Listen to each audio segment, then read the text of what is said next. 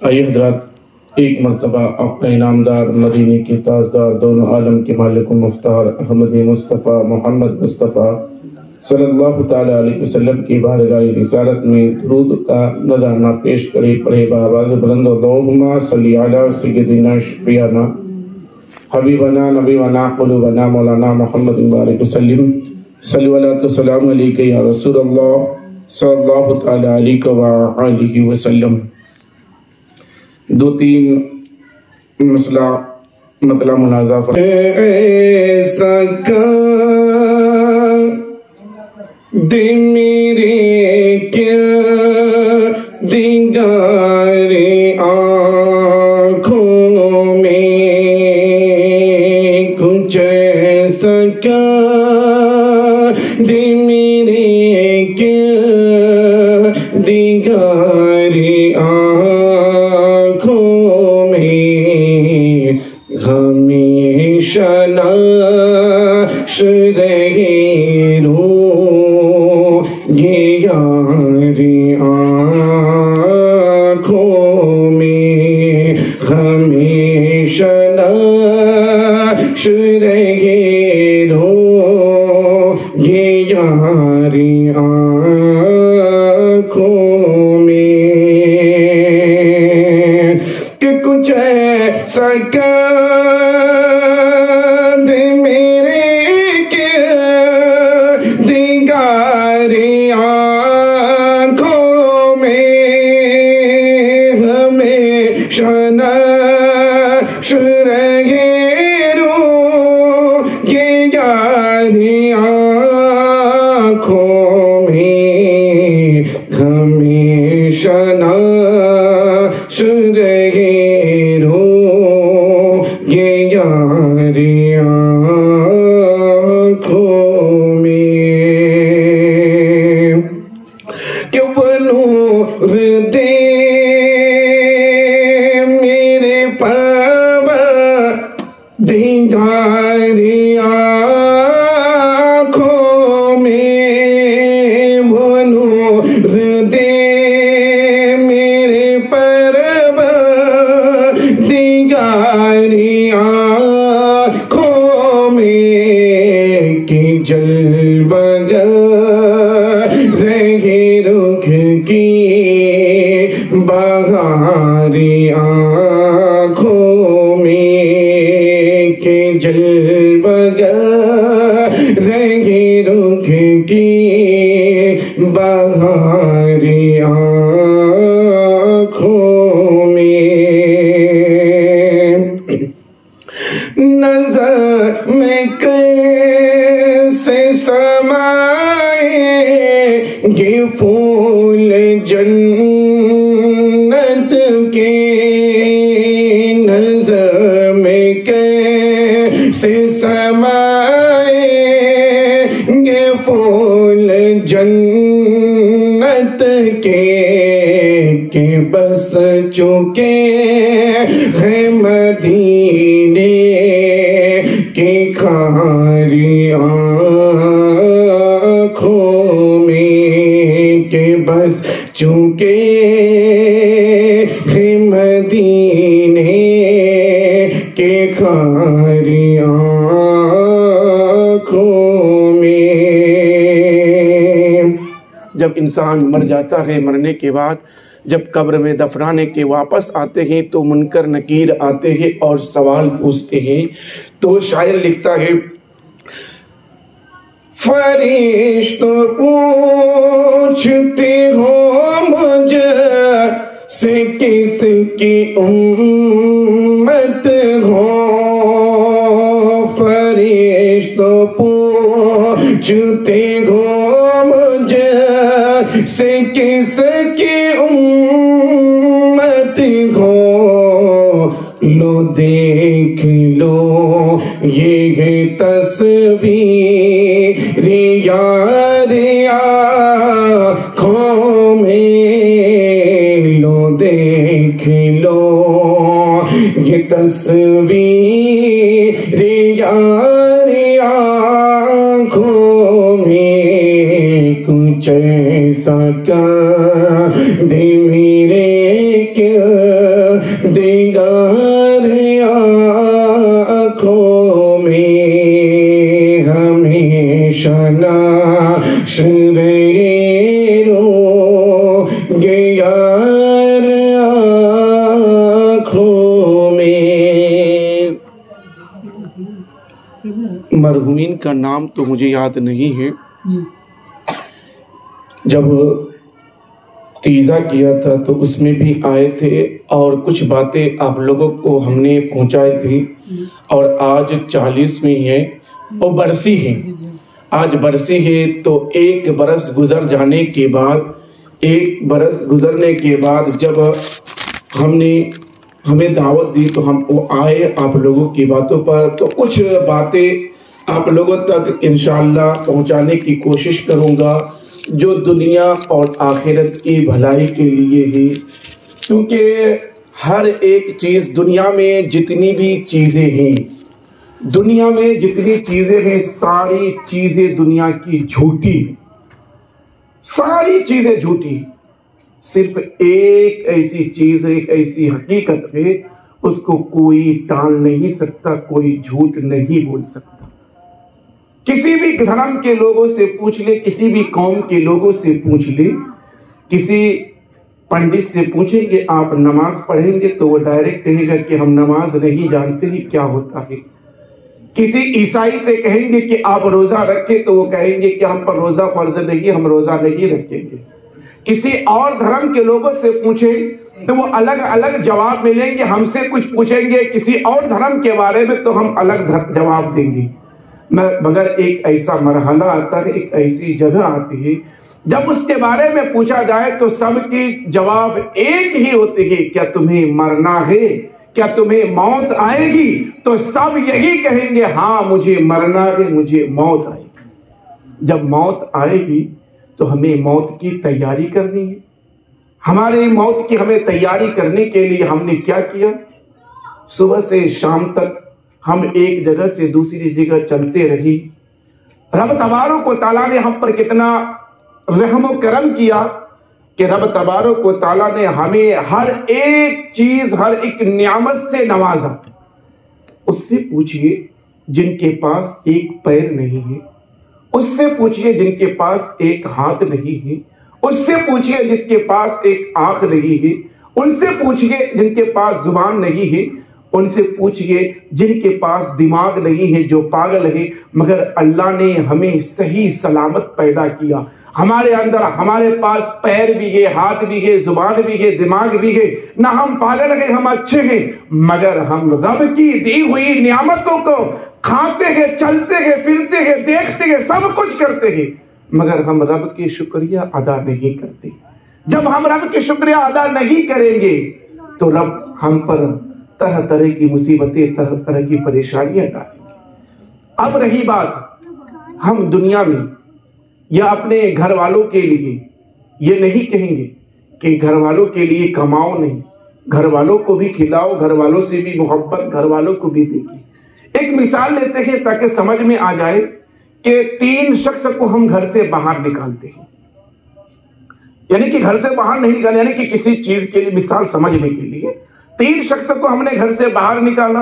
एक शख्स वो है जो घर से बाहर निकला, ना घर वाले का फिक्र है, ना किसी और का फिक्र है, सिर्फ वो शख्स अल्लाह अल्लाह करने लगा। जंगलों, बयाबान या दिगर जगह, दूसरी जगह जाके सिर्फ अल्लाह अल्लाह करने लगा। ना माँ की मोहब्बत, ना बाप की मोहब्बत, ना बच्चों की मोहब्बत, ना घर वालों की मोहब्बत, किसी की मोहब्बत नहीं, सिर्फ वो अल्लाह अल्लाह करने में लग गया। दूसरा शख्स वो निकला कि ना कभी नमाज, ना कभी रोजा, ना कभी अल्लाह अल्लाह, सिर्फ वो पैसे पे ही पैसा, पैसे पे ही पैसा कमाए, जितना चाहे पैसा कमाए और घर वाले को भेजता गया, घर वाले को खिलाता गया। और तीसरा शख्स वो निकला कि जो रब तबारक व तआला की इबादत अल्लाह अल्लाह भी कर रहा है और वो घर वालों की भी देखभाल कर रहा है, घर वालों को भी देख रहा है। उनकी क्या जरूरत है घर वालों की? क्योंकि औलाद के बाप औलाद का क्यों ये करता है, तमन्ना करता है, ख्वाहिश करता है कि आखिर उम्र में मेरा बेटा मेरा साथी बने, मेरा साथ दे, जब हम चल नहीं सके, जब हम कमा नहीं सके, जब हमें पैसा ना मिले, जब हम चलने के काबिल ना हो, ना हम उठाकर खा सके, तो मेरा औलाद मुझे खिलाए, मेरा औलाद मुझे कमा कर दे ताकि मैं आसानी के साथ जिंदगी बसर कर सकूं।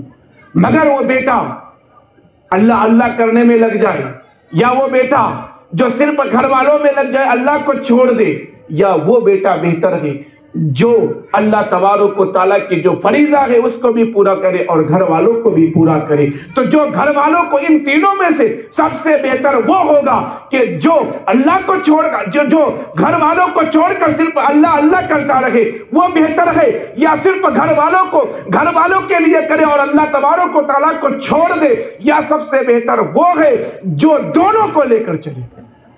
तो सबका जवाब यही होगा कि सबसे बेहतर वो है जो घर वालों को भी देखे और रब तबारक व तआला के फरीजा को पूरा करे। बहुत सारे लोग ऐसे होते कि दीन के रास्ते में निकल जाते, बाप ज़ईफ है, बाप बूढ़े हैं, बाप कमजोर है, कमाने के लायक नहीं, बेटा जवान होता है मगर बेटा दीन के रास्ते में निकला हुआ है। बाप को यह नौबत आ गई कि बाप इनके दरवाजे पर, उनके दरवाजे पर मांगने जा रहे, मगर याद रखना जिस तरह आप करके रहेंगे उसी तरह आपको भी मिलेगा, क्योंकि कहावत मशहूर है ना, जैसी करनी वैसी भरनी। जो आप करेंगे, जो बोएंगे वो काटेंगे। आम के दरख्त लगाएंगे तो आम ही खाएंगे, बबूल के दरख्त में अगर आप कहेंगे कि आम लग जाए तो कभी नहीं हो सकता। क्यों? कारण यह है कि हमने अपने बच्चों को दीनी तालीम नहीं दी, हमने अपने बच्चों को माँ के हुकूक, बाप के हुकूक क्या है और खुदाए तबारक व तआला के हुकूक क्या है उसको नहीं बताया, ना समझाया। सिर्फ हम दुनिया की खातिर रखा कि मेरा बेटा ये हो जाए, मेरा बेटा हो जाए।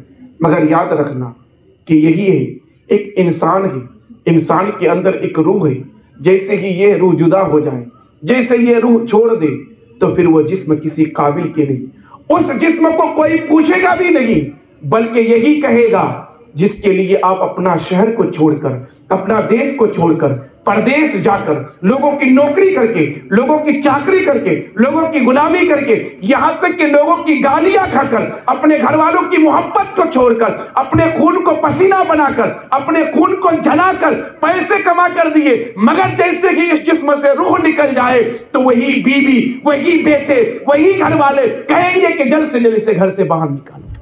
एक मिनट के लिए घर में रखने की जगह नहीं देंगे। क्यों नहीं देंगे?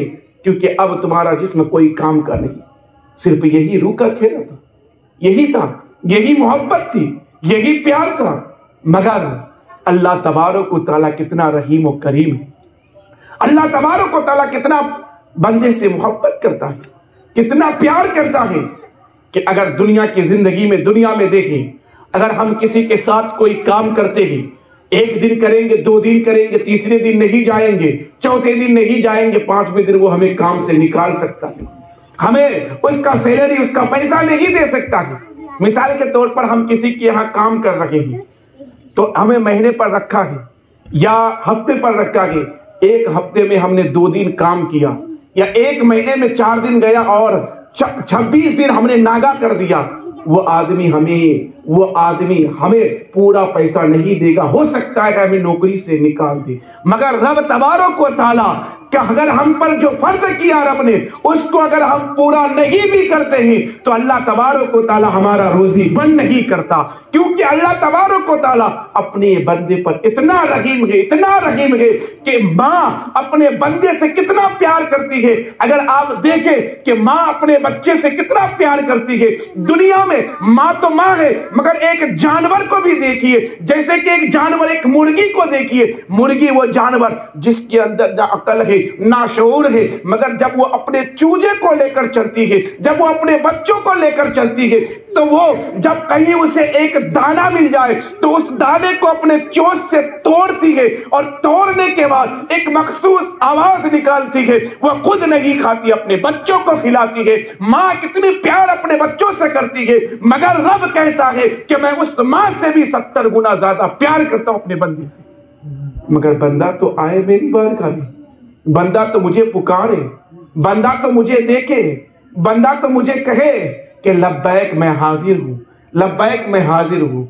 मगर आप कहेंगे कि चलो ठीक है, हमने अपने घर वालों के लिए सब कुछ किया, हमने घर वालों के लिए, घर वालों की खातिर एक दुनियावी मिसाल लेते हैं ताकि समझ में आ जाए कि आज हम घर से बाहर निकले, मेरा घर गुर्बत की जिंदगी काट रहा है।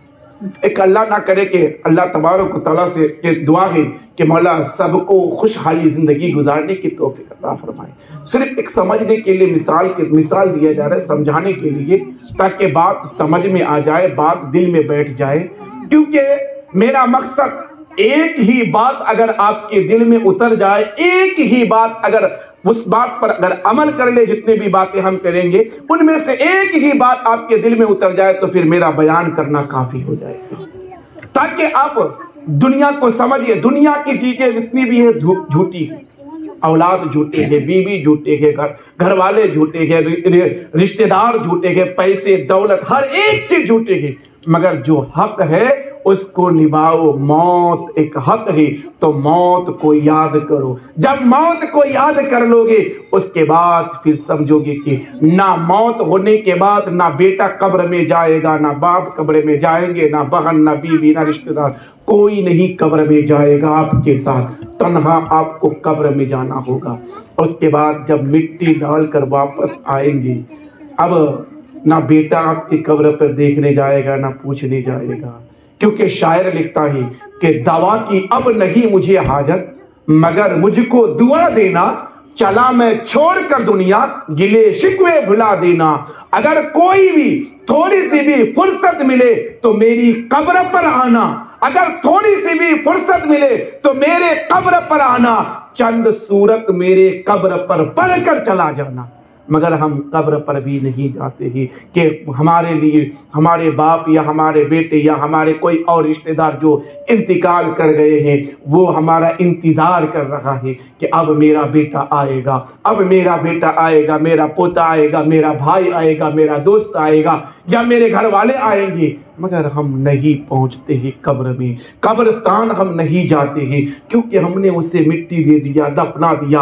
अब उसकी हमें जरूरत नहीं, हमारी जरूरत उनको है, तो हम क्यों जाए? कब्र में क्या हश्र हो रहा है ये नहीं हमने कभी सोचा कि वो मेरा बाप था, उसने मेरे लिए न जाने कितनी मुसीबतें, कितनी परेशानियां झेली है, कितनी परेशानियां झेले और झेल कर हमें जवान किया है। क्योंकि अल्लाह तबारक व तआला ने कुरान करीम में इरशाद फरमाया, वो बिलवालिदैन इहसान फइम्मा यबलुगु इंदकल किबर अहदहुमा औ किलाहुमा उफ्फिन, कि अगर तुम्हारे वालिदैन में से कोई भी आखिर उम्र को या दोनों में से कोई एक आखिर उम्र को यानी बूढ़ा हो जाए तो उन्हें उफ तक ना कहो। अगर वो उफ तक ना कहो, अगर वो ऊपर बैठे तो तुम नीचे बैठो, उनकी आवाज के साथ आवाज ना मिलाओ।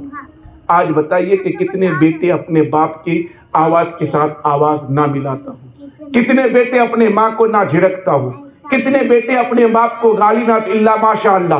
कुछ ऐसे घर में हमने देखा भी कि बाप को बेटा इस तरह पीट रहा है, इस तरह पीट रहा है कि क्या बताएं।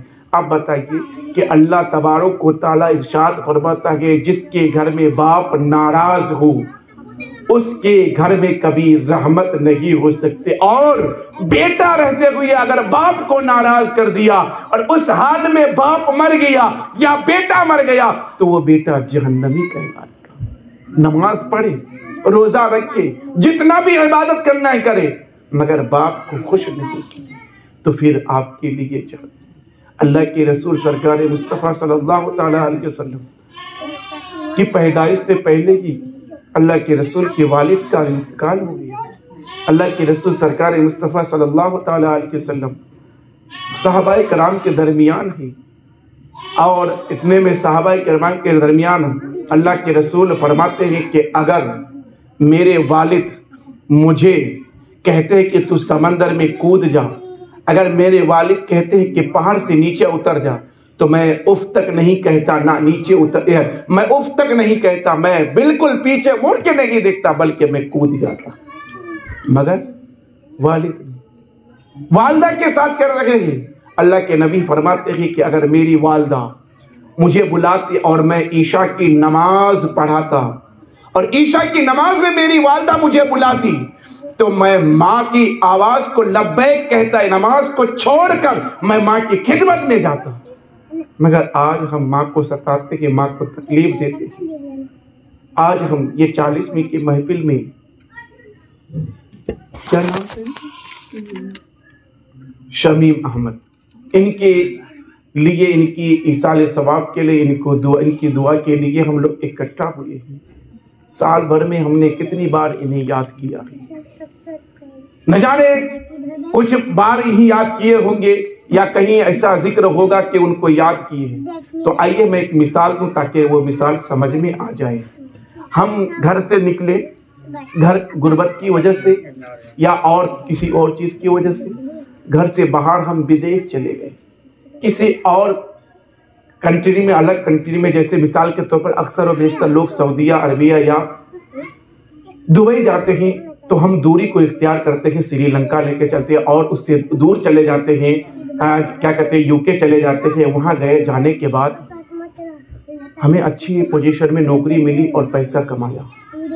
ना हमने कभी नमाज को पढ़ा, ना हमने कभी रोजा रखा, ना कभी हमने नेक काम की तरफ बढ़ा। सिर्फ हमें एक ही धुन था कि हमें पैसा कमाना है, पैसा कमाना है।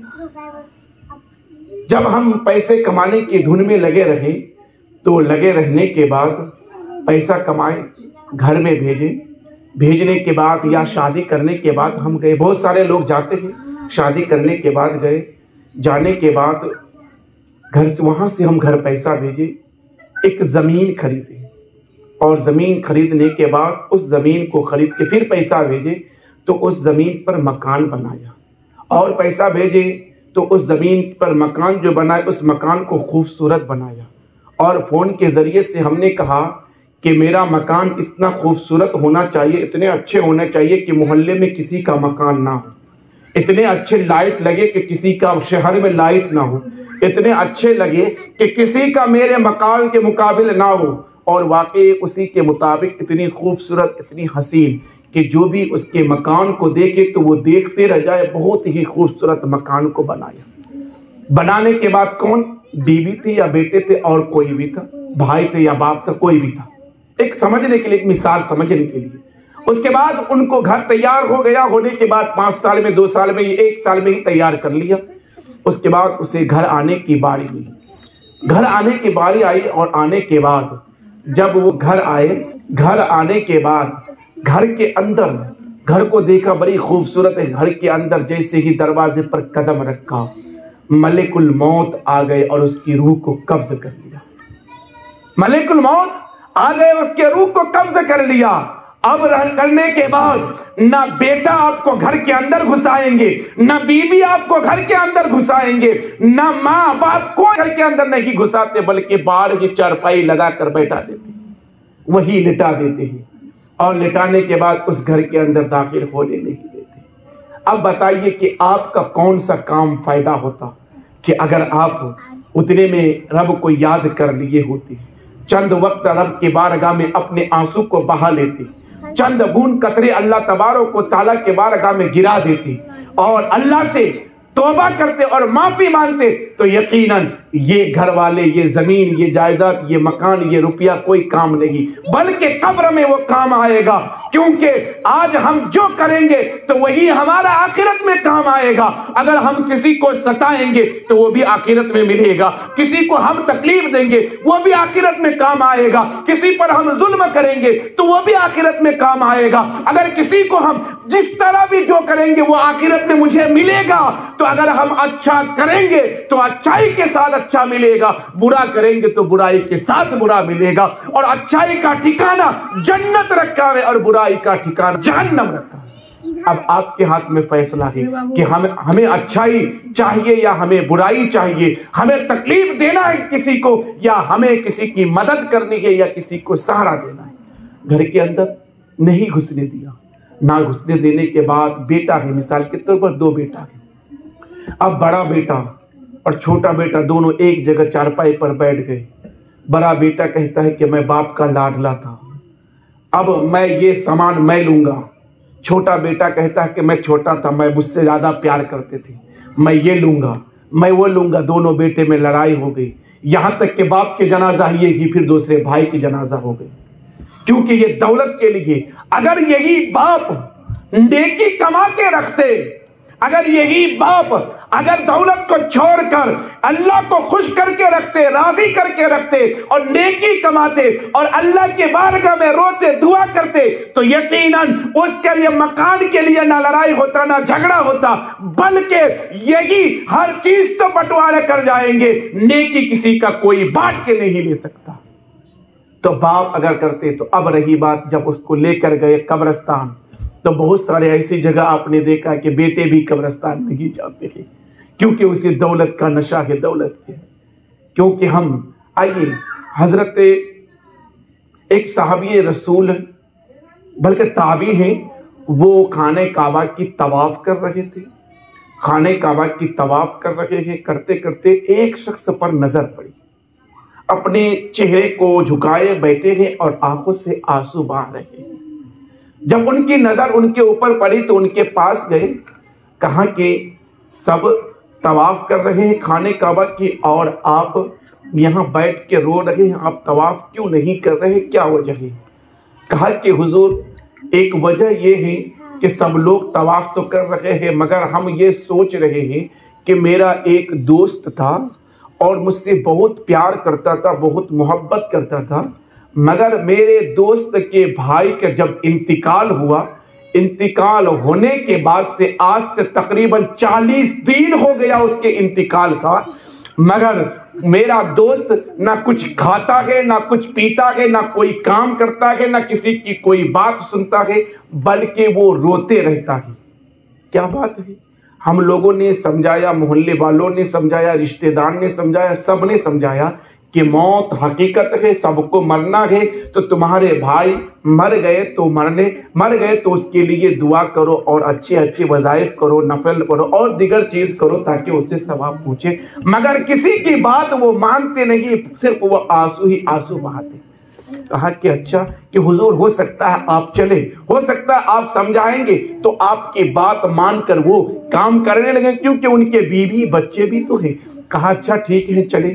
खाने काबा के तवाफ से छोड़ के उनके पास गए, जाके देखे कि एक चादर है अपने जिस्म पर लिपेटे हुए हैं और लिपेटे रहने के बाद और उनके आंखों में आंसू है, रो रहे हैं, आंसू बहा रहे हैं। ये बुजुर्ग गए, जाने के बाद कहा कि क्या बात है कि मौत तो सबका बरहक है, सबको मरना है, भाई से मोहब्बत थी, प्यार था, तो खैर उसके लिए आप कुछ और नेकी कीजिए, सदका कीजिए, खैरात कीजिए और दीगर चीजें करते रहे। कहा कि कैसे कहूँ कि हम कैसे बर्दाश्त करूँ उस भाई को, जिस भाई को हम मोहब्बत करते थे, प्यार करते थे। दोनों भाई में बहुत ज़्यादा मोहब्बत और प्यार थी, मगर दोनों भाई की जब शादी हुई, शादी होने के बाद दोनों की बहू आई, आने के बाद दोनों में लड़ाई हुई तो दोनों भाई दूर हो गए, दोनों भाई दूर हो गए। और खबर जब पड़ी इनको तो ये आए भाई की जनाजे की नमाज के लिए, तो कहा कि मैं कैसे भूल जाऊं उस भाई को, जिस भाई से मैं मोहब्बत करता था, इतना प्यार करता था, उस भाई को मैं कैसे भूल जाऊं। कि जैसे ही मुझे भाई की मौत की खबर हुई तो हम आए दौड़े दौड़े। आने के बाद भाई को नहलाया, कफन पहनाया, जनाजा गांव में लेकर गया और उस भाई को अपने कंधे पर उठाकर लेकर कब्रिस्तान गया। कब्र में उस भाई को मैंने डाला। जब मैं भाई को कब्र में डाला, डालने के बाद सब लोग वापस चले गए, मोहल्ले वाले, गांव वाले, समाज वाले, सब लोग, रिश्तेदार सब चले गए। मेरा भाई था, भाई का गम था, तो मैं थोड़ा पीछे रह गया। जब पीछे रहा तो एक आवाज आई, आवाज वो ये थी कि भाई मेरी मदद करो, भाई मेरी मदद करो। जब मैंने ये आवाज सुना तो ऐसा लगा कि मेरे भाई की आवाज है। मैं मुड़कर कब्र के करीब गया, कब्र के पास पहुंचा। जैसे ही हमने कब्र की मिट्टी को हटाने के लिए हाथ को कब्र पर रखा तो एक आवाज आई, और वो आवाज ये थी कि इस राज को पोशीदा ही रहने दो, इस राज को जाहिर मत करो, इस राज को खोलो मत। जैसे ही मैंने हाथ को खींचा उसके बाद फिर वापस घर के तरफ मुड़ा तो जैसे ही कुछ कदम बढ़ा पढ़ा ही था कि फिर वही आवाज आई, भाई मेरी मदद करो। फिर मैं दूसरी मर्तबा जब कब्र पर हाथ को रखा, फिर वही आवाज आई। फिर मैंने अपने हाथ को खींच लिया, फिर घर की तरफ राह ली, फिर कुछ कदम बढ़ाया था, फिर वो आवाज आई। तो मैंने अपने दिल में ठान लिया कि कोई आवाज देने वाला आवाज दे, कोई पुकारने वाला पुकारे, कोई कुछ कहे, कोई कुछ बोले, मगर मैं मानूंगा नहीं। मेरा भाई मुझे क्यों आवाज दे रहा है, मेरा भाई मुझे क्यों पुकार रहा है। जैसे ही मैंने कब्र के करीब गया, कब्र के मिट्टी को हाथ को रखा, तो वैसे ही फिर वही आवाज आई, मगर मैंने उस आवाज को अनसुनी कर दी। मैंने कब्र की मिट्टी को हटाने की कोशिश की, हटाते हटाते तख्ते को हटाया। जैसे ही मैंने तख्ते को हटाया, क्या देखता हूं, जिस भाई को अभी मैंने नहलाया था, कफन पहनाया था, कभी उसकी जनाजे की नमाज पढ़ी, दफना के मैं वापस जा रहा था, उस भाई के कब्र से आग निकल लगेगी और उसके गले में सांप के तोक पड़ेगी। जैसे ही मैंने देखा कि मेरे भाई के कब्र में आग है, तो मैंने आग को बुझाने के लिए हाथ को कब्र में डाला, तो मेरे हाथ के सारे उंगली जल गए। वो चादर से हाथ को बाहर निकालते और दिखाते, कहते ये है मेरे हाथ की उंगली जले। कहा अच्छा ये बात बताइए कि आपके भाई क्या काम किया करते थे, आपके भाई कौन सा काम किया करता था। कहा कि हम दोनों भाई में बनी नहीं थी, तो इसलिए हम अलग हो गए थे, ये अलग हो गए थे, हम दूर ये दूर, इनसे मुझे कोई रास्ता नहीं हो रहा था। मगर इनकी बीवी से जब मैंने पूछा कि ये क्या काम कर रहे थे, तो कहा कि ये नमाज भी पढ़ते थे, ये रोजा भी रखते थे, लोगों को सदका तो खैरात भी करते थे, मगर ये जब एक दुकान करते थे, जब ये किसी से कोई सामान लेते तो ज्यादा लेते और किसी को देते तो कम देते, यानी कि नाप तोली में वो कम करते। जब नाप तोली की कमी की वजह से इतना बड़ा अजाब हो सकता है, तो जो किसी को जुल्म से सताए, परेशान करे और किसी की प्रॉपर्टी को लूट ले, तो उसे कितना बड़ा अजाब होगा, आप खुद फैसला करें। मगर आज हमने कब्र को भूल गए हैं, कब्र को भूल गए हैं और हश्र के मैदान को भूल गए हैं। हमने कभी मौत को याद नहीं किया। मौत को याद करने का आसान तरीका, मौत को याद करें, क्योंकि अल्लाह के नबी सरकार मुस्तफ़ा सल्लल्लाहु ताला अलैहि वसल्लम ने फरमाया कि मौत की तमन्ना मत करो, बल्कि मौत को याद करो। मौत को याद करने से रूह ताज़ा हो जाती है, रूह ताजगी आ जाती है। आज हमारे दोस्त नौजवान या बड़े बुजुर्ग सब, बड़े दोस्त जो हैं, नौजवान लड़के जो हैं, उनका एक ग्रुप होता है, एक जगह बैठकर हंसी मजाक करना, ठट्टा करना। और बड़े बुजुर्ग जो होते हैं उनका एक ग्रुप होता है, वो चाय की दुकान में हंसी मजाक ठट्टा करते हैं। मगर हमने कभी गौर नहीं किया, खैर जो जवान है उसके भी दोस्त हैं, जो बुजुर्ग हैं उनके भी दोस्त हैं। समझने के लिए एक मिसाल दे रहा हूं, ये ना समझे कि हम तनकीद कर रहे हैं। अगर तनकीद भी आप समझेंगे, अगर यही बात आप दिल पर लेकर अपनी बुराई को या अपनी गलती को समझ लेंगे, तो इंशाअल्लाह मेरी कामयाबी बोलना ही कि अब आइए। तो अब जब हमने दोस्त के साथ अपने वक्त को बिताया, ऐसा दोस्ती कि ना उसके बगैर हम खाते हैं, ना उसके बगैर हम पीते हैं, ना उसके बगैर सोते हैं, ना उसके बगैर कहीं जाते हैं। अब एक मिसाल को लीजिए और समझिए, आंखों को बंद करके, तो आंख को बंद किए और उसके बाद आप समझिए कि मैं अपनी बिस्तर पर गया। बिस्तर पर जाने के बाद आंख बंद है। आंख बंद होने के बाद हमने सुबह से शाम तक क्या काम किया, उसको हम देखते हैं कि रब तबारक व तआला ने हम पर 5 वक्त नमाज फर्ज किया है। क्या हमने फजर की नमाज अदा की? क्या हमने जोहर की नमाज अदा की? क्या हमने असर की नमाज अदा की? क्या मगरिब, क्या ईशा की नमाज अदा की या नहीं की? अल्लाह तबारक व तआला ने झूठ बोलने से मना किया है, क्या हमने झूठ बोला या नहीं बोला? अल्लाह तबारक व तआला ने चोरी या गीबत, दगाबाजी से मना किया है, क्या हमने ये किया कि नहीं किया? अल्लाह तबारक व तआला ने सच बोलने के लिए हमें हुक्म दिया है और हमें हलाल कमाने और खाने का हुक्म दिया है, और हम पर जो फर्ज किया उसको पूरा करने का हुक्म दिया, क्या हमने उसको पूरा किया? आंखों को बंद करेंगे और अपने मुहासिबा करेंगे। जैसे कि हमने कोई एक बिजनेस खोला या कोई दुकान खोला, खोलने के बाद जब हम रात को जाते हैं तो हमारा दुकान में कितना बिक्री हुआ, कितना नुकसान हुआ, कितना नफा हुआ, कितना क्या हुआ, हम जोड़ते हैं ना। तो इसी तरह हम अपनी जिंदगी के बारे में भी जोड़ेंगे, क्योंकि हमने 12 घंटा या 24 घंटा, सुबह से लेकर शाम तक 12 घंटा ही लेते हैं। 12 घंटा हमने सांस लिया है, 12 घंटा हमने अपने रब की दी हुई जिंदगी को हमने गुजारा है। तो क्या हमने क्या क्या किया, रब को राजी किया या नहीं किया? उसके बाद अब खुद फैसला करेंगे कि हमें कौन सा काम करना चाहिए, नहीं करना चाहिए। उसके बाद आपके दिल में ये ख्याल, आंखें बंद है, बिस्तर पर लेटे ही आपका ख्याल आया, इतने में मलिकुल मौत भी आ गए। आने के बाद अब जिंदा है, मगर ये सोच रहे कि मलिकुल मौत अब आ गए। आने के बाद मेरी रूह को निकाल लिया। निकालने के बाद मेरी बीवी या माँ या बहन किसी को भी पता चला, और उन लोग मेरे बगल में आए, रोए धोए, जो भी जैसे ही। उसके बाद उस दोस्त को भी पता चला। कौन सा दोस्त? वो दोस्त जिनके बगैर ना हम सोते थे, ना खाते थे, ना जागते थे, ना कहीं जाते थे। उस दोस्त को भी पता चला। उसके बाद वो भी पता चलने के बाद वो दोस्त भी आए। आने के बाद वो दोस्त हमें देखे और देखने के बाद सिर्फ आह करके चली। उसके बाद आह करने के बाद आपकी माँ, आपकी बहन या आपकी बीवी या भाई, किसी से भी वो ये पूछेंगे कि इसकी मौत हो गई है, ये नहीं पूछेंगे कि इसकी मौत हो गई है। अब ये मेरा दोस्त था, ये जिगरी था, इनके बगैर मैं नहीं रह पाऊंगा, इनको 4 दिन मुझे दे दे, मैं अपने घर ले आकर रखूंगा। अब नहीं पूछेंगे, बल्कि ये पूछेंगे कि मुझे मेरा दोस्त तो था, मगर ये बताइए चच्चा या चच्ची कि इसकी जनाजे की नमाज कब होगी। खैर, जनाजे की नमाज के लिए बोल दिया। जनाजे की नमाज ज़ोहर, असर, मगरिब जो भी। उसके बाद वो दोस्त अपना गाड़ी उठाया घर के तरफ, या दूसरे दोस्त के पास चले गए। वहां जाकर इसको घर वाले नहलाए, कफन पहनाए, जनाजे के काम की तरफ लेते गए। तो वो दोस्त आया। आने के बाद उस दोस्त को देखा कि जनाजे की नमाज में कांदा देने के लिए जा रहे हैं। खैर, जनाजा गाह में रखा। रखने के बाद वो दोस्त पीछे खड़े हो गए। पीछे किधर? रोड के किनारे। क्यों? इसलिए कि उसे जनाजे की नमाज पढ़ने का तरीका ही नहीं मालूम।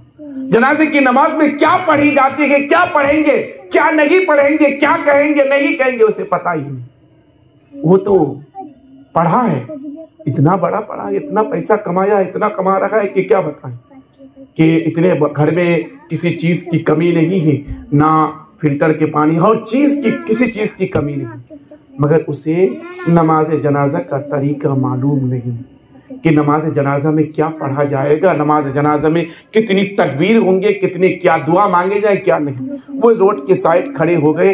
अब इमाम साहब जनाजा देना। मगर याद रखना, जिसकी मैयत हुई या हमारी ही मैयत हुई, हम डॉक्टर हैं या इंजीनियर हैं या बहुत बड़े वहदे वाले हैं, एक दुनिया में समझने के लिए दुनियावी मिसाल दे, ताकि हमें मौत याद आए, हमारी आखिरत को याद आए। तो अब हम डॉक्टर हैं या इंजीनियर हैं, तो इतने बड़े हमें ओहदे हैं कि हमारे पैसे की कमी नहीं है। मगर इमाम साहब ने हमारे पास गया, इमाम साहब गए कि हमारे इलाज करा दे। जब हम इमाम साहब के पास, इमाम साहब हमारे पास इलाज के लिए गए, तो हमने इतना पैसा मांगा या इतना काम कर दिया, इतना कह दिया कि इमाम साहब नाराज हो गए, गुस्सा हो गए। अब इमाम साहब हमारे जनाजे में नहीं जाएंगे। जब इमाम साहब हमारे जनाजे नमाज के पढ़ाने नहीं जाएंगे, तो इमाम साहब ने ऐलान कर दिया कि फना शख्स के जनाजे की नमाज में कोई भी मौलाना नमाज नहीं पढ़ाएंगे, इसलिए कि इनके कारनामे ये थी। अब कोई मौलाना नहीं आएंगे। तो अब बताइए कि जनाजे की नमाज नहीं होगी, क्योंकि हमने बहुत पैसा कमाया। क्या पैसे के बलबूते पर कमा सकते हैं? हदीस पाक में आता है, एक जमाना ऐसा आएगा कि 70 साल तक मैयत को लेकर कांधे पर घूमता रहेगा, कोई भी आलिम दीन नहीं मिलेगा कि उसकी जनाजे की नमाज पढ़ाए। और वो दौड़ आते ही जा रहा है। हमने बेटे को डॉक्टर बनाया, इंजीनियर बनाया, प्रोफेसर बनाया, बहुत बड़ा ओहदे पर बनाया, इतना पैसा कमाया, इतना दौलत कमाया, मगर हमने अपने बेटे को दीन नहीं सिखाया। हमने अपने बेटे को दीन नहीं सिखाया। अरे अपने बेटे को डॉक्टर भी बनाओ, इंजीनियर भी बनाओ, प्रोफेसर, जो कुछ बनाना बनाओ, मगर सबसे पहले दीन सिखाओ, कुरान की तालीम दो, सबसे पहले हलाल और हराम की तमीज सिखाओ। अगर ये सिखा दोगे तो यकीनन वो बेटा कभी आपको घर से बाहर नहीं निकालेगा। अगर नहीं सिखाएंगे तो वो बेटा आपको घर से बाहर निकालेंगे, आपके जितना भी दौलत हो जाए। मगर इमाम साहब ने पढ़ाने से इनकार कर दिया, आप क्या करेंगे? अब ऐसा है, अपने बेटे को अगर हम नहीं बन पाए हैं तो कोई बात नहीं है, हम अपने बेटे को इतना बनाए कि खड़े होकर कोई भी मौलाना या कोई भी हाफिज मेरे से नाराज है या कुछ भी है, नहीं आएंगे नमाज जनाजा पढ़ाने के लिए, तो मेरा बेटा खुद खड़े होकर नमाज जनाजा पढ़ाकर दफनाएगा। इतना तो बेटे को बनाओ। कौन कहता है कि डॉक्टर ना बनाओ? बनाओ, इंजीनियर भी बनाओ, प्रोफेसर भी बनाओ, मगर सबसे पहले ये दीन की तालीम सिखाओ। अगर नहीं सिखाओगे तो फिर आपको बगैर नमाज जनाजा पढ़े हुए आपको दफनाया जाएगा। तो क्या होगा? क्या हश्र होगा? ये दौलत कोई काम की नहीं, शोहरत कोई काम की नहीं, यहां तक के ये औलाद भी कोई काम के नहीं रहे, क्योंकि बगैर जनाजे की नमाज पढ़ाई आपको दफनाया गया। तो हम से यही आप लोगों से गुजारिश है कि आपने अगर तालीम हासिल नहीं कर पाए किसी वजह से भी, गुर्बत की वजह से, या क्योंकि जवानी या बचपना का एक ऐसा आलम होता है, खेल कूद या दिगर और वजह से नहीं कर पाए, तो अगर अल्लाह ने औलाद से नवाजा ही तो औलाद को इतना बना दो कि वो नमाज जनाजा पढ़ सके, और खुद अगर याद नहीं है तो नमाज जनाजा का तरीका याद करे, नमाज जनाजे के तरीका को समझे। अगर आप आज किसी की नमाज जनाजा में जाएंगे, आपको नमाज जनाजे का तरीका मालूम नहीं, आपको नमाज जनाजे में क्या पढ़े जाते वो नहीं मालूम, तो आप किसी के जनाजे में जाकर ऐसे खड़े हो जाएंगे तो कल आपकी भी नमाज जनाजा होगी, तो आपके भी नमाज जनाजा में दूसरा जाकर खड़े हो जाएंगे, कुछ नहीं पड़ेगा। तो जैसे कहोगे, मैंने शुरू में कहा था ना, जैसी करनी वैसी भरनी, जो करोगे वही पाओगे, जो लगाओगे वही खाओगे। अगर आप बबूल के पेड़ में आम सोचोगे तो नहीं हो सकता है। तो आपको चाहिए कि हमें नेकी की रास्ते में, क्योंकि इस्लाम में और दिगर कौमों में फर्क तो यही करता है कि इस्लाम के जो तरीका है उस पर अमल करें, और जिसको इस्लाम ने मना किया उसको हम छोड़ दें, क्योंकि हमने बहुत सारे ऐसे मुसलमान हैं कि जिसे इस्लाम के तरीके को भी नहीं मालूम। तो हमें याद करना चाहिए, समझना चाहिए, अगर हमने नहीं किया है तो अब हमें वक्त है, क्योंकि हर एक चीज का दुनिया के बनाने व दुनिया में जितने भी चीजें बनाई जाती है तो उसका 6 महीना 1 साल गारंटी तो मिलता है, मगर दुनिया में एक ऐसी चीज रब ने बनाई है उसकी गारंटी नहीं दी है, जिसे मौत कहते हैं, कि मौत कब आ जाए कोई पता नहीं, किसी को मालूम नहीं होगा कि मौत कब आ जाए। तो हमें उसके लिए कहीं दूर जाने की जरूरत नहीं है। मखदूम जहां शेख शरफुद्दीन अहमद यहया मनेरी रहमतुल्लाह अलैहि किताब में लिखते हैं कि इंसान एक सांस ले ले, जब दूसरे सांस लेने की कोशिश करे तो उसकी भी भरोसा ना रखे कि वो सांस ले पाएगा कि नहीं ले पाएगा। अब बताइए कि जिंदगी के ये भी भरोसा नहीं, और हम लाखों की भरोसा बनाते हैं, लाखों की मकान बनाने की कोशिश करते हैं। अगर हमें मकान बनाना है, क्योंकि अल्लाह तबारक व तआला ने कहा कि हमारे पास जब आओगे तो हमने तुम्हारे लिए जन्नत भी तैयार कर रखी है, जहन्नम भी तैयार कर रखी है, तो अब तुम्हारे हाथ है। और अल्लाह के रसूल फरमाते हैं कि कब्र इंसान को 72 मरतबा आवाज देती है कि मेरे पास आना तो तुम अपने अच्छे आमाल लेके आना, मेरे पास आना तो अच्छे रोशनी लेकर आना, मेरे पास आना तो अच्छे काम करके आना, क्योंकि मेरे पास कीड़े भी है, मेरे पास मकोड़े भी है, मेरे पास सांप भी है, मेरे पास बिच्छू भी है। अगर तुम नेक अमल करके नहीं लाओगे तो यही सांप से तुम्हें डसाया जाएगा, यही बिच्छू से डसाया जाएगा, यही आग में जाला डाला जाएगा। तो हमारे अब हाथ में है कि हमें नेकी करनी है या बुरी करनी है, क्योंकि हम अगर दौलत कमाएंगे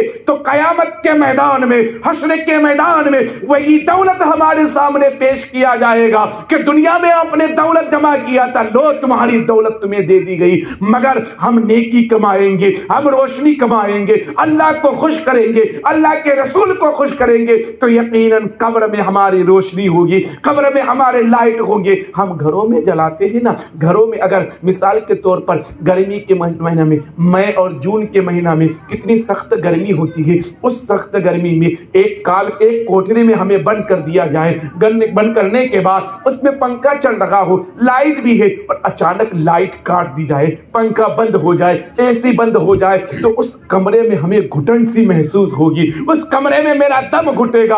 अब ये बताओ कि वो कमरा तो 10 बाय 10 का है, मगर जिसमें हमें दफनाएगा वो तो 1.25 हाथ की जगह होगी, वहां मेरा क्या हाल होगा, वहां मेरा क्या हश्र होगा। वहां भी हम एसी लेकर तो जाए, वहां भी हम कूलर लेकर तो जाए, वहां भी लाइट लेकर जाए, तो ये कहां मिलेगा। तो हम अल्लाह के रसूल के फरमान के मुताबिक जिंदगी गुजारेंगे तो हमें सब चीज मिल जाएगी, मगर हमें अमल करने की जरूरत है, हमें देखने की जरूरत है। तो अगर हम देखेंगे, अमल करेंगे, तो यकीनन हम दुनिया में भी कामयाब हो जाएंगे और आखिरत में भी कामयाब हो जाएंगे, क्योंकि हमने अपने आप को भुला बैठे हैं, क्योंकि हम अपनी हकीकत को भूल बैठे हैं। अगर हम अपनी हकीकत को समझ ले, अपने हकीकत को सोच ले, हकीकत को जान ले, तो यकीनन हम दुनिया के पीछे नहीं भागेंगे। क्योंकि एक कहावत है, किसी ने कहा कि आप दुनिया के पीछे भाग रहे हैं या आप दुनिया के लालच में आप भाग रहे हैं या आपको दुनिया भगा रही है। तो आप खुद समझिए कि आप दुनिया चाहते हैं या दुनिया बनाने वाले को चाहते हैं, या आप दुनिया की दौलत को चाहते हैं, दुनिया की दौलत को बनाने वाले को चाहते हैं। जिसको भी आप चाहे उसको देखिए। अगर आप यहां भी कामयाब होना चाहते हैं और आखिरत में भी कामयाब होना चाहते हैं,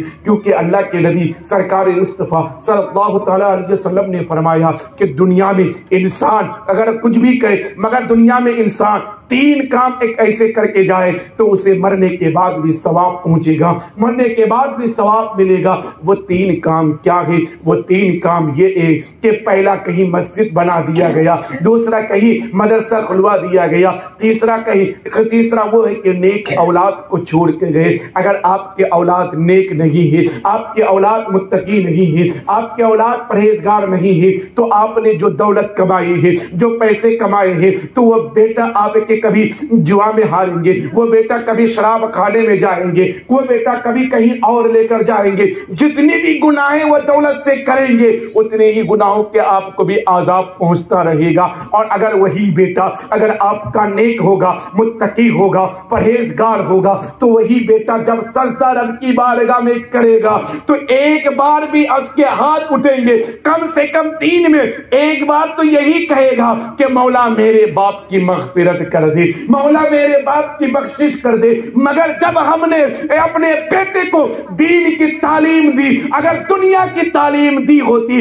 दुनिया की तालीम दी, दीन की तालीम अगर दी होती, तो यकीनन मेरा बेटा यही कहता कि मौला मेरे बाप के सारे गुनाहों को माफ कर दे। कभी हमने सोचा कि बाप हमारे किस कदर कितनी मेहनत और मुशक्कत, कितनी परेशानी झेलकर हमारी परवरिश की है, कितनी मेहनत करके हमारी परवरिश की है, कितनी मोहब्बत से हमें पाला है, किस तरह हमको पाला है। आप खुद अगर बाप की मोहब्बत को नहीं देख सकते हैं तो आप खुद एक बाप बने और अपने बेटे को सामने रखें और सोचें कि हमने कितना अपने बेटे से मोहब्बत की और अपने बाप से किस कदर मोहब्बत की। कि मेरा बेटा अगर बार बार हमसे कुछ पूछता है तो हम बेटे को बार बार जवाब देते हैं। मेरा बेटा अगर हमसे बार बार किसी चीज की फरमाइश करता है तो मैं बेटे को बार बार देता हूँ। एक दिन मैं भी तो किसी का बेटा था, मैं भी तो किसी का बेटा था, मुझे भी तो कोई इस तरह पाला है, किसी तरह मुझे भी तो पोसा है। अब बताइए कि अगर आपके बेटे को अगर परेशानी हो, बुखार हो जाए, नज़ला हो जाए, सर्दी हो जाए, खांसी हो जाए, तो आप कितना तड़प जाते हैं। आपका खाना भी बंद हो जाता है, आपके पानी भी नीचे नहीं उतरता है, आप इतना परेशान हो जाते हैं कि जल्द से जल्द मेरा बेटा ठीक हो जाए। आप भी तो सोचिए कि एक दिन मैं भी तो बचपना के आलम में था, मेरा बाप ने भी मुझे पाला होगा, मेरा बाप ने भी इस तरह किया होगा, मेरा बाप ने भी तो भूखे रहकर अपने खून को जलाकर पसीना बनाकर मेरी परवरिश की है। तो आज मेरा बाप कमाने के लायक नहीं है, आज मेरा बाप कमा नहीं सकता, आज मेरा बाप दौलत नहीं बना सकता, तो आज मेरा बाप ने मुझे इतना बड़ा किया है, कभी चैन की रोटी, चंद रोटी बाप को हम खिला दे। अब ऐसा बन रहा है, ऐसा जगह हो गया है कि इंसान तो इंसान, बेटा तो बेटा, बाप को बेटा बाप को छोड़ रखा है, घर से निकाल कर कहां एक अनाथ आश्रम में छोड़ा जा रहा है, कि वृद्धा आश्रम में छोड़ दिया जा रहा है, क्योंकि ये बाप घर में रहेंगे, खांसेंगे, खांसी करेंगे, ये बीमारी लेकर बैठेंगे, दवाई के लिए नहीं। आज हमारे मुसलमानों में ऐसे ऐसे लोग बैठे हैं, ऐसे ऐसे लोग बने हैं, अल्लाह खैर करे। अब बताइए कि उस बेटा का क्या हश्र होगा? क्या उसे मरना नहीं है? क्या उसे बूढ़ा नहीं होना है? क्या उसे बुढ़ापा नहीं आएगी? मगर याद रखना, जिस तरह आप करके रहोगे उसी तरह आपका भी होगा। एक शख्स बनी इसराइल में था। बनी इसराइल का वो शख्स अपने बाप से मोहब्बत करता था, बहुत प्यार करता था, इतनी मोहब्बत, इतने प्यार कि बाप के बगैर बेटा नहीं रह सकता था। और बाप कहीं चला जाता तो बेटा बिलखता, रोता, मगर बाप बेटा में इतनी मोहब्बत, चलते रहा। बेटा जवान हुआ, बाप के नजर में लगने लगा। जब बाप के नजर में लगा, लगते ही बेटे को लगा कि बेटा जवान हो गया है, बेटी की शादी करा दिया जाए। जब बेटी की शादी कराने के बाद कुछ दिन रहने के बाद उस बेटे से एक खूबसूरत बेटा हुआ। जो बेटा हुआ खूबसूरत बेटा, कुछ दिन और रहा। अब उसकी बीवी ने शर्त लगाई कि अगर तुम अपने बाप को घर में रखोगे तो मैं तुम्हारे घर नहीं रहूंगी, तुम्हारे घर से मैं चला जाऊंगी। अगर तुम अपने बाप को घर में रखोगे मैं तुमसे दूर हो जाऊंगी, मैं तुमको मानूंगी नहीं, मैं सब कुछ छोड़ के चला जाऊंगी। वो भी अब कई साल गुजरने के बाद बीवी से मोहब्बत, इतनी प्यार कि बीवी को कहा अच्छा ठीक है, मैं आपके बाप के लिए कोई रास्ता निकालता हूं। सख्त सर्दी ही, जनवरी के महीना ही, इतनी सख्त सर्दी में बेटा बाप को उठाता है। जिस तरह बाप बेटे से मोहब्बत करते थे, जिस तरह बेटा बाप से मोहब्बत करता था, उसी तरह उनके भी बेटे हैं, बाप से मोहब्बत तो करेंगे ही, बेटे से मोहब्बत करेंगे ही। जैसे कि बेटा बाप से के बगैर नहीं रह सकते थे, जहां जाते थे वहां बेटा जाता था, जहां खाते थे वहां बेटा खाता था, इसी तरह इनके भी बेटे हैं, बाप को एक लम्हा नहीं छोड़ रहे हैं, एक लम्हा भी नहीं छोड़ रहे हैं। उसके बाद चलते रही बाप और बेटा, और उसके बेटा यानी कि दादा, पोता और बेटा, यानी तीनों, दो बाप एक बेटा, तीनों चलते रहे। चलते कुछ दूर चला गया, एक जंगल में दाखिल हुई। जंगल में दाखिल होने के बाद वो घना जंगल है, इतना घना जंगल है, डरावनी आवाज आ रही है। कभी शेर का डर लगता है, कभी चीते का डर लगता है, कभी मोजीदार जानवर का डर लगता है। मगर बेटा उस जंगल में सुनसान में ले आया। लेने के बाद बाप को गाड़ी से उतारते हैं, उतारने के बाद एक छोटा सा कंबल बाप को देते हैं।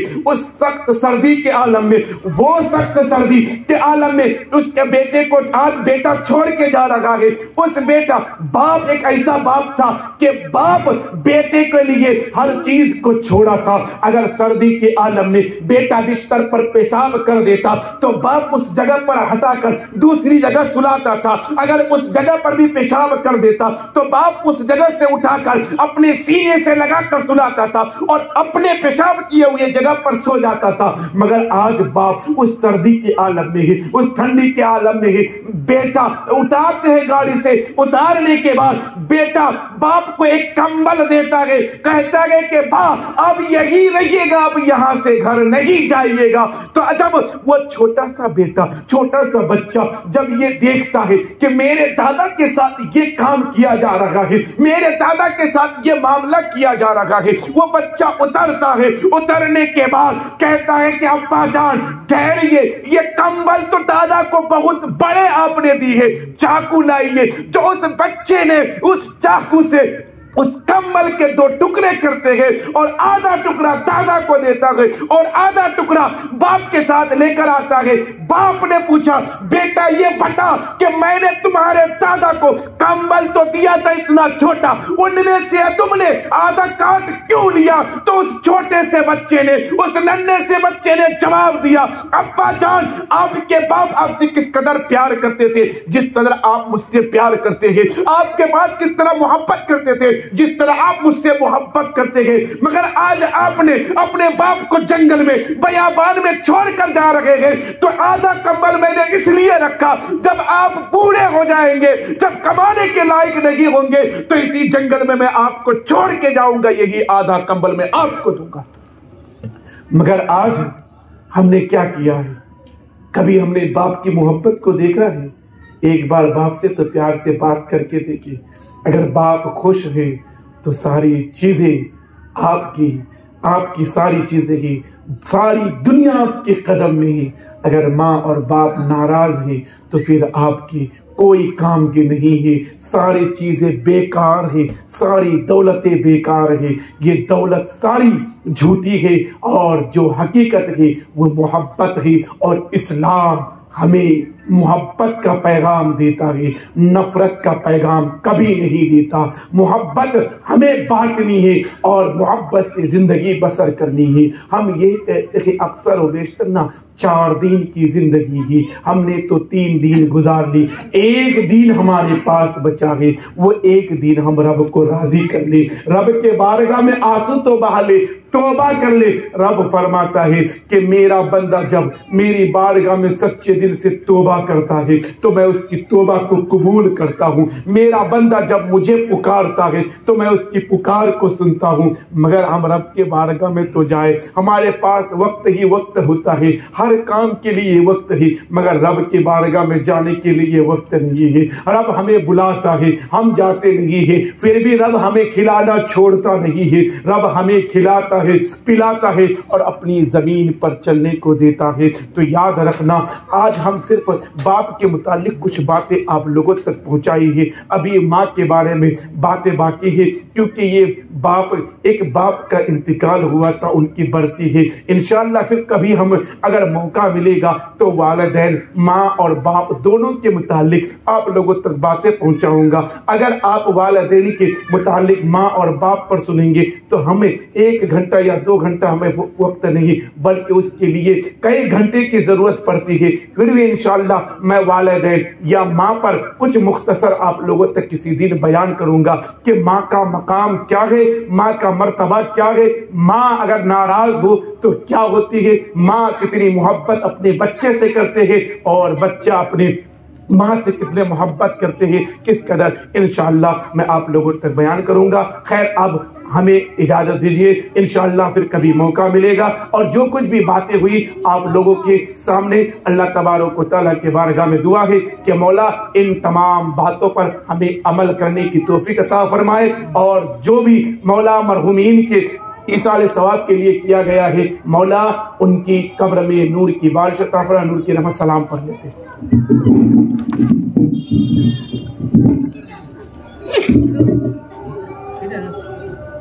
या नबी सलाम अलैका, या रसूल सलाम अलैका, या नबी सलाम अलैका, सल्लल्लाहु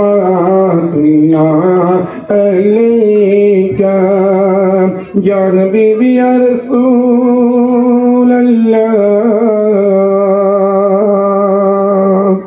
जब रूह तन से जुदा हो, माहे रमज़ान दिन जुमा हो, कर दो पैगाम से दिन ढला हो, लब पे जारी ये सदा हो, या नबी सलाम अलैका, या रसूल सलाम अलैका, या नबी सलाम अलैका, सल्लल्लाहु